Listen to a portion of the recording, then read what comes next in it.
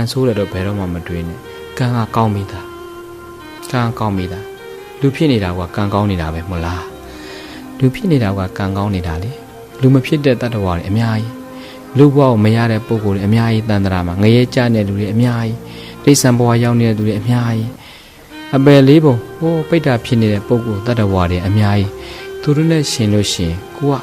လူဘဝကိုရနေတာကကန်ကောင်းမိတာပေါ်ပြီးကန်ကောင်းတာလူချင်းတူတာမှကိုလည်းအင်္ဂါပြည့်စုံနေတယ်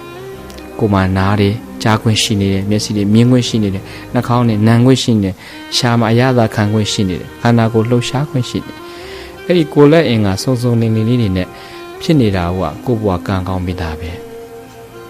ဒီတဲ့ပေါ်ပြီးတော့ကံကောင်းအောင်ပြောမယ်ဆိုရင်လူလည်းဖြစ်လာတယ်ဖရာသာသနာနဲ့ကြုံတွေ့နိုင်ဗုဒ္ဓဘာသာလည်းဖြစ်ခွင့်ရနေတယ်ဆိုရင်ဗုဒ္ဓဘာသာဝင်ရှုထောင့်ရအားလုံးက perfect ပဲဘာမှ